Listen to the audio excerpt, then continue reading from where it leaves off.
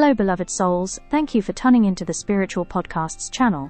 This channel is all about good vibes, positive energy, and meaningful conversations. To keep this space welcoming for everyone, we kindly ask that comments stay respectful, kind, and in the spirit of the content shared here. We reserve the right to delete any comments that don't align with this intention. No hard feelings, just protecting the vibe. Thanks for being here and spreading the light.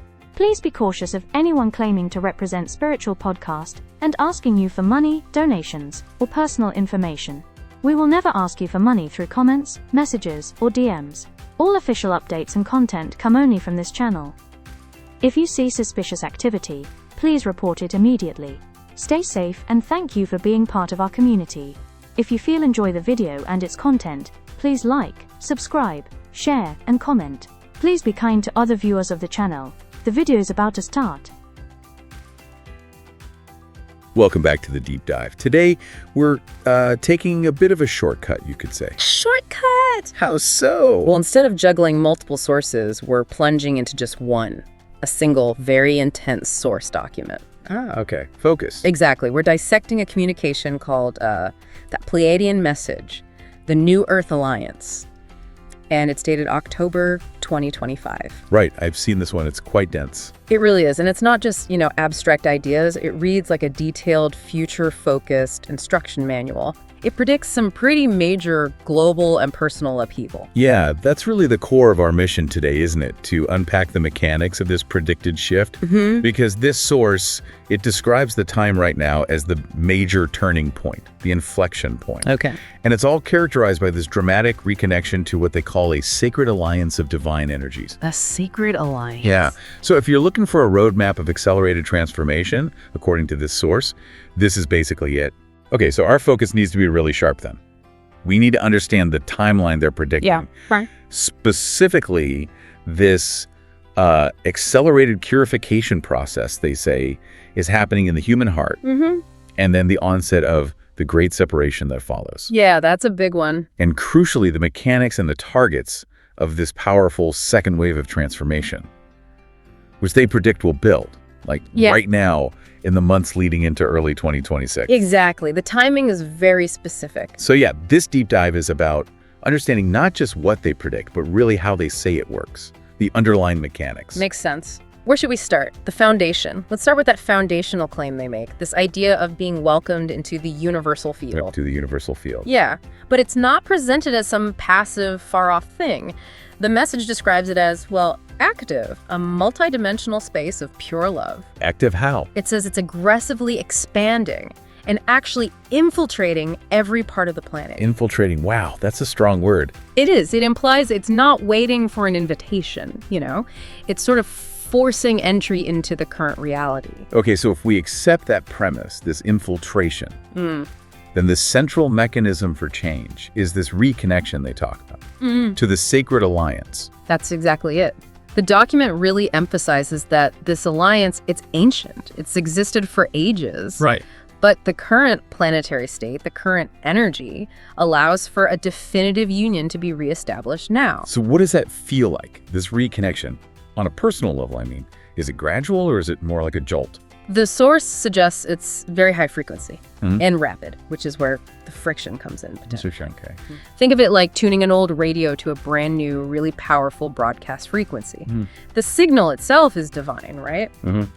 But the immediate impact is intensely personal, and it's focused squarely on the heart. Heart again? Yes. According to the source, the heart is undergoing an accelerated process of purification and elevation. It's being pushed by the frequency of this alliance. So like a fast-track spiritual upgrade. Pretty much.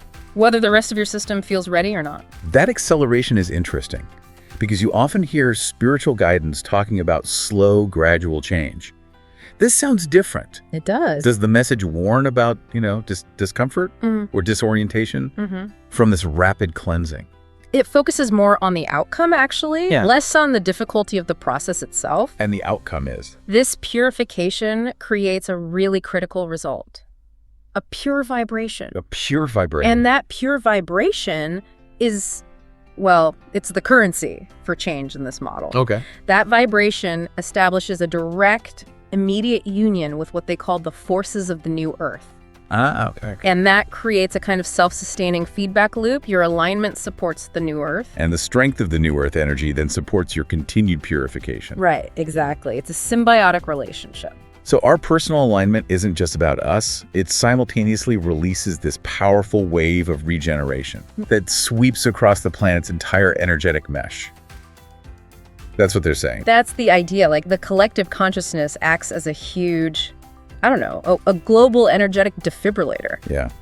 Recharging Earth systems through individual hearts. That's a good way to put it. The source definitely supports that interconnectedness. So if the heart gets purified and the planet gets regenerated, what happens next?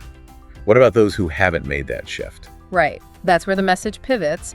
It states quite clearly that the winds of change have arrived. Okay. And that signals the next stage of the Great Separation. The Great Separation. That sounds definitive. Yeah. Is this just like an ideological split or something more tangible? Well, this is where it moves from philosophy towards something like dimensional physics, you could say. Oh, how so? The message introduces this concept of alternative elementals. Alternative elementals. Okay, that definitely needs unpacking. Right. It says deep layers of these elementals are starting to emerge and actually manifest. Manifest physically. It seems so, forming a different reality, a new environment that they say already vibrates within the new Earth field. Okay, alternative elementals. Yeah.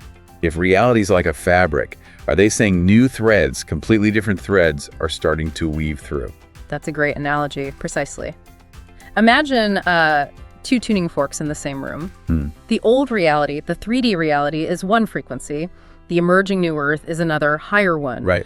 When that new Earth frequency, the Sacred Alliance frequency, becomes dominant locally, it calls forth these alternative elementals. And these elementals are like the building blocks. The building blocks of the new Earth, yeah. They fundamentally shift the rules of reality in that space. It's not just seeing things differently. It's being in a space where the actual physics, the elemental components, are different. Literally different. Wow. Okay, that puts the Great Separation in a whole new light. It's not just a different perspective, it's potentially a different operating system for reality. You could say that. And this new environment built from these elementals isn't globally visible yet. The message says it will open vortices of pure light, but these will be revealed specifically before the eyes of the awakened. So it's selective perception, based on your own vibration, your readiness. Exactly. That visibility threshold is the key point. It suggests, two people could be standing in the exact same spot. But one is still caught up in the old, dense 3D drama, while the other is starting to perceive or feel these vortices, the light flows, the architecture of this new Earth environment. So the formation of this new environment is the tangible separation. Reality itself diverges based on your heart's frequency. That's the core claim, yes. Okay, so if the Great Separation is this dimensional divergence, driven by that initial heart purification, the message then warns about a huge acceleration coming next. The second wave of transformation. That sounds like things are about to get even more intense. They absolutely are, according to this source. Yeah. We need to distinguish this second wave from that initial shift we just talked about. Right. The first was the opening, the infiltration. Exactly. The second wave is described as a much broader energetic sweep. It affects everything: planetary systems, physical structures, personal energy fields. And it acts like a stress test for the alignment people achieved in phase 1. That's a good way to think about it, yeah. A stress test or maybe an amplifier. And the crucial thing is the synchronization, right? It moves in lockstep with changes in the body of the new Earth. Yes, precisely. It's not just some random cosmic event hitting us. It's timed. It's a response to deep planetary restructuring that's already underway. So if the new Earth is being built. The second wave is like the energetic scaffolding going up around it. Okay. And the source is very explicit. The energetic intensity will rise exponentially as this transition between the phases of separation unfolds. And they give a time frame for the peak intensity. They do. A clear prediction window. It culminates in what they call marking events. Marking events. Slated for the beginning of the next major cycle, specifically early 2026. Early 2026. Okay, and the message is dated October 2025. Okay. So that means the most acute period, the acceleration, is basically happening right now and over the next, 12 to 15 months? That's the timeline they lay out. Intense acceleration leading into early 2026. Marking events.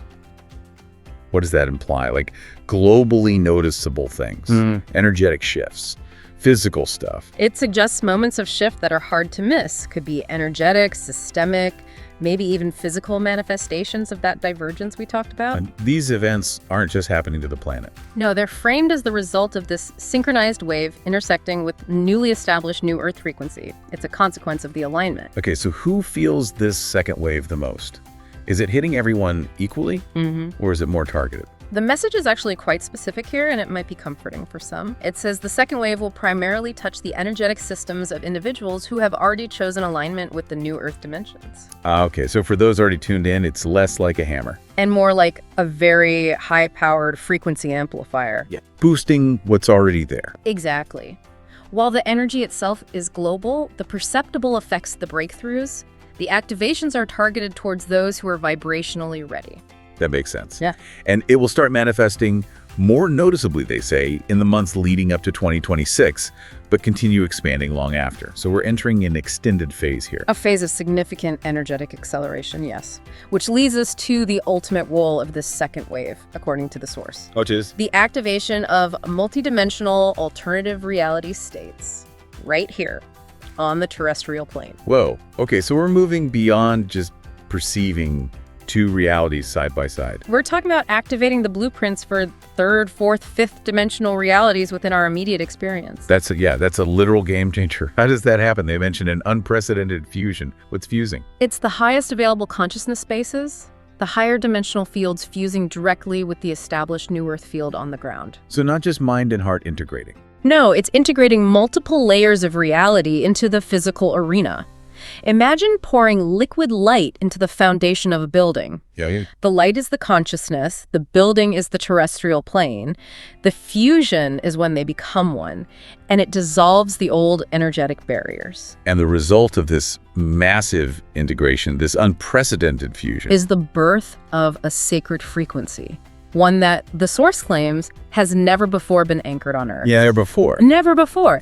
They predict the entire planetary resonance will change completely. So the whole vibrational identity of Earth gets redefined. That's the implication. This new sacred frequency basically repositions Earth within the universal field. It completes the goal of that sacred alliance connection we discussed earlier. It's like Earth graduates from a planet of duality and learning to a planet of unity and creation. Exactly. The planetary sound, the feel, the resonance, it all shifts, creating a stable, high-frequency environment for this new Earth to really flourish. Okay, so with all these huge external changes, cosmic, dimensional, the message then shifts wisely into very practical guidance for individuals. It gets very grounded here. They reiterate the role of the awakened, mentioning they operate under pre-incarnation agreements. Yes, that concept is vital.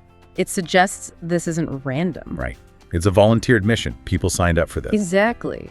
It suggests that the urge people might feel now to connect, to unite hearts in a collective field.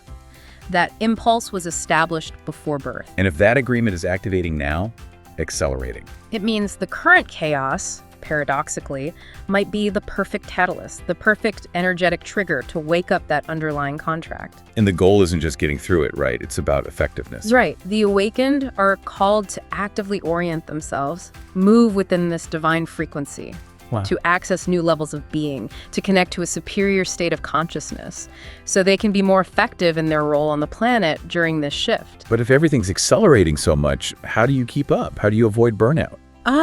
Well, that brings us to the foundational requirement they present, which is the necessity of deep detachment. Deep detachment. They literally instruct, let go.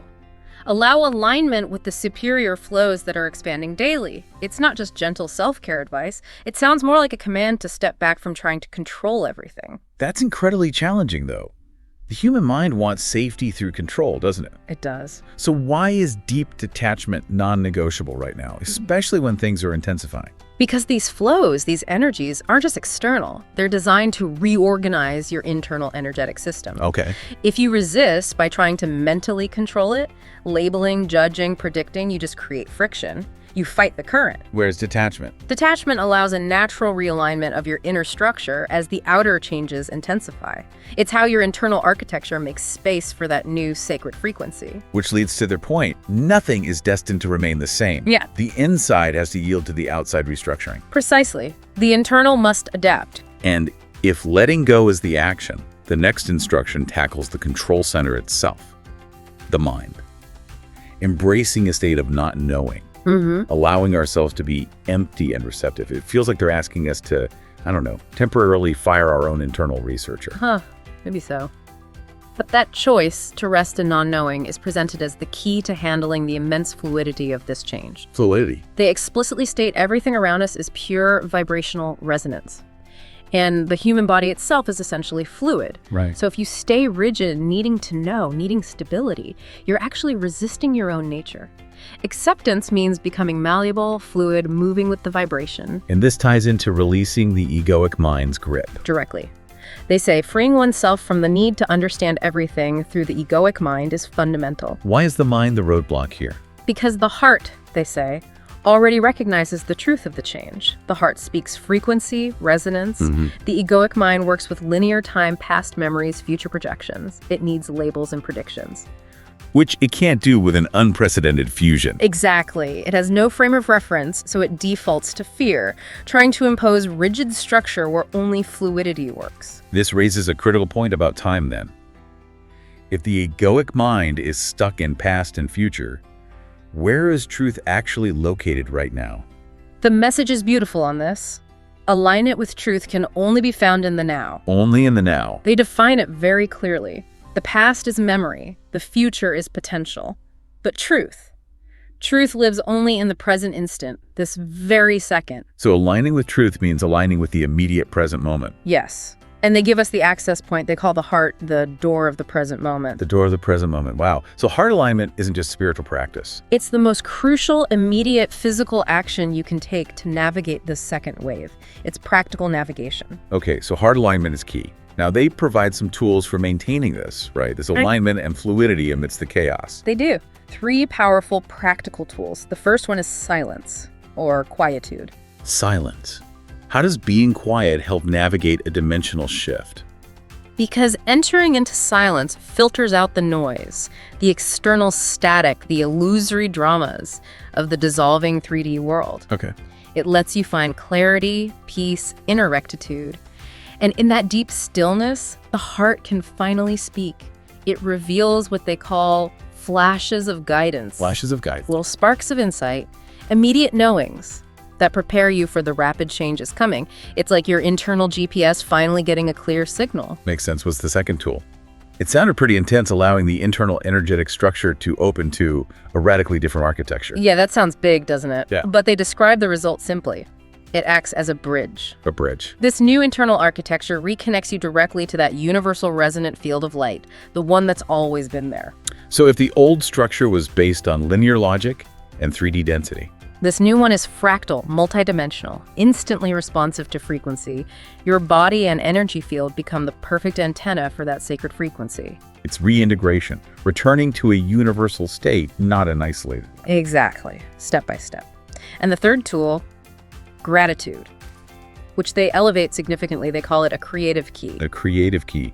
That's provocative. Why creative? Why not just, appreciation? Because of the specific energetic mechanism it triggers, they instruct, begin each day with gratitude.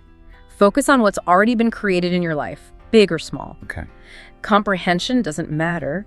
The act of genuine gratitude opens a subtle but powerful frequency in the heart, and this frequency actively expands the energy of creation itself. So when you feel authentic gratitude, You're literally resonating at the same frequency as the universal field's creative pulse. You become a conscious co-creator in that moment. It's like immediate energetic manifestation through aligning your emotional state. okay, so this transition from personal alignment to planetary function feels really seamless in their message. It's clear this isn't meant to be an individual journey. Not at all. They hammer this point home. Participants volunteered for this specific time. They established that profound pre-incarnation agreement Right, an agreement. to unite their hearts in a collective field, and that collective pact, they say, is rapidly accelerating right now. The visualization they use is powerful too. A great wave of heart energy rising like a tide. Yes. And each individual heart, purified through that process we talked about, acts as a spark. And all these sparks begin to interlace, weaving a sacred web of love. And this web is the active manifestation of the sacred alliance here on Earth. That's how they frame it. It's the collective realizing the body of the new Earth, making it tangible. Okay, here's the big question then. How does this collective heart energy, this web of love, translate into something physically structural, something that actually affects the planet? Right, because it does, according to the source. This collective synergy creates a vibrational force, and it's powerful enough to deeply anchor itself in the new Earth field. Anchor itself. So it goes from being a metaphysical idea to an energetic anchor, yes. This collective heart web isn't just floating in the atmosphere, it's rooting itself into the planet's magnetic and geological structure. Wow. And they specify what this structure forms. They do. A pillar of loving consciousness. A pillar. And this pillar, they state, aligns directly along the Earth's magnetic core. Along the magnetic core. That's a staggering claim.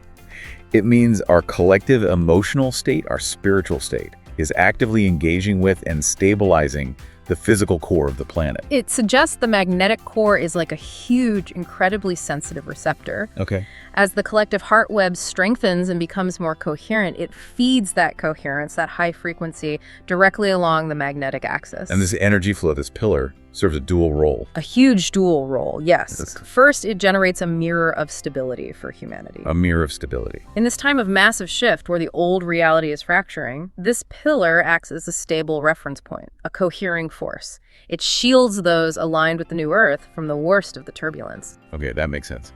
And the second role? Second, and maybe even more dramatically, it provokes a powerful transmutation within the planet's own magnetic heart. Whoa. So the chaos we might see on the surface, geomagnetic storms, volatility, that could actually be paradoxically a response to this focused, high-frequency energy being channeled by the collective. It could be interpreted that way, yes. We are just adapting to change. Our collective consciousness is actively rewiring the planetary core. That is the unequivocal implication in this message. They confirm, point blank, that this transition to the new Earth arena cannot be completed without the conscious participation of the awakened. And participation doesn't mean huge, overt action. No, their gift, their critical contribution is simply to be who they truly are, pure, detached, aligned in the heart, holding that frequency. And given that holding alignment is the most powerful action, they give that sharp guidance for daily life. Don't get trapped. Exactly. Do not be trapped by the dramas of three-dimensional life. Which the mind insists on maintaining, but which the source labels illusory. They're distractions. They pull you out of the critical heart alignment needed to stabilize the planetary field. Focus must remain on the heart, not the external noise, because that noise is already dissolving anyway. It really is a message of ultimate empowerment, isn't it? And deep reassurance, too. They close with that assurance that those observing the Pleiadians, in this case, are accompanying everyone, confirming that everything is perfectly repositioned according to a divine plan. Yeah. It suggests that even the most uncomfortable moments, the detachment, the letting go, it's all happening exactly where it needs to, when it needs to, for the bigger plan to succeed. It's not just a call to action, then.